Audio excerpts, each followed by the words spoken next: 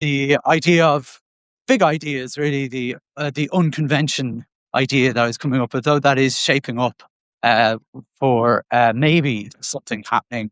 Thank you so much to everybody who's been responding to these live streams and to the stories that come from it on Instagram, where lots and lots of ideas are coming in.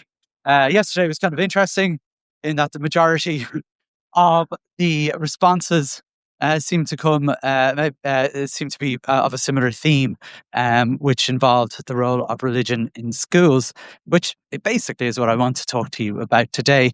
Because I guess if you know anything about me, you'll probably uh, know that I talk a lot about the role of religion and religious control and religious patronage of schools, and how that is not something that I think is a very good idea. I feel we need a system that isn't run almost exclusively by patron bodies, that whether they're religious or non-religious. But the last place I think you would think I would be interviewed by would be the Irish Catholic newspaper, but I was. And there is a podcast now on the Irish Catholic podcast. It's part of a series which they're calling Education Nation. And what they've decided to do is they've decided to interview people who have an interest or are involved in education. And in the main, the idea is to sort of explore the current education system and speak to people who promote Catholic education, but they're also talking to other people. And I am the other people, or one of the other people. In fact, I may be the other people who does not, as they would say, share their mission. I've been listening to this podcast because I always think it's really important to listen to the voices that you may not agree with. I think, as you all know, we're increasingly living in a society of polarization where people stop listening or try and stop people talking about things that they disagree with. And I think all of us know what that's all about, and you don't need me to lecture or add to that debate.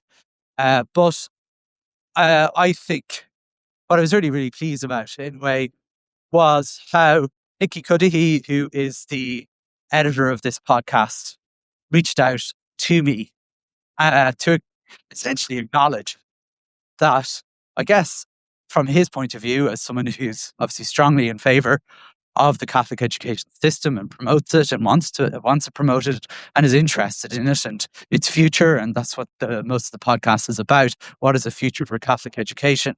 And he reached out to me to talk about to see my point of view, which would be not something in favour of Catholic education. In fact, the opposite. Um, but the interview, I did the interview a few weeks ago. I went up to Dublin and met Nicky, and he brought me to the offices of the Irish Catholic. They just moved into their new premises in the city centre. And I have to say, it was a really nice experience. They were lovely, warm. I hope you can hear me with all the wind in the background. Really welcoming. And I sat for over an hour with Nicky recording the podcast, where I got to talk about my education journey. And he was a really good host, really congenial host. But most of all, do you know what? And this might sound a bit weird, possibly for the very first time, and not the very, very first time, but certainly the first time in a media outlet, I felt acknowledged.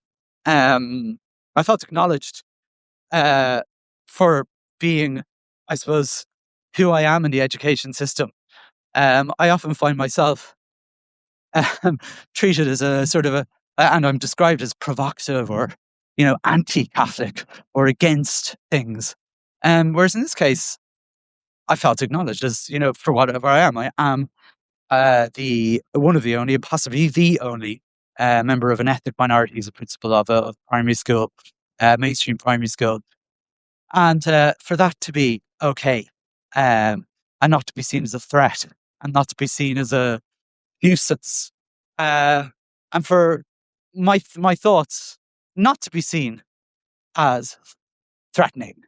And I just wanted to say that because, as is most often the case, and I'm not going to obviously name names or anything like that, but that isn't the case in like most of the time.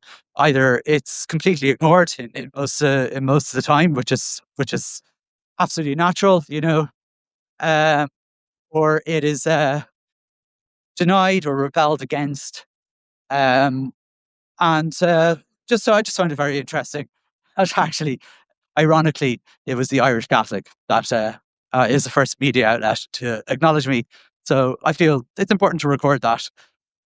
Even though we might go back fighting with each other about agreeing and disagreeing with how we see the education system, isn't it brilliant? And I think that dialogue is where it comes from. Uh, so there are just a couple of thoughts, a bit of a break from me promoting big ideas and so on, and just a little bit of a personal post maybe today around, just kind of surprises that you meet along the way. If you are interested in listening to that podcast, it is Education Nation from the Irish Catholic podcast. I think I'm episode 5. The other episodes are really, really interesting in terms of who they have. Certainly the first few talk about the mission of Catholic education and why Catholic education, what is the purpose of Catholic education. And I've been so interested in the running theme because, you know, when I'm talking about this sort of stuff, people are saying, "Oh no, we're not into faith formation. That's not what Catholic schools are all about." But when you actually Catholics talk to each other, people who practice the religion. That is what religion, what Catholic education is all about the forming. And they're really worried about the fact that that isn't happening. And I can see the worry they have. And it's interesting, despite coming from absolutely polar opposite sides of the spectrum and what we want to see from an education system, I just feel we have so much in common uh, in feeling like outsiders in the education system. It's a bit of a weird one, isn't it? But anyway, there we go. That is it for today. And we'll chat again the next time.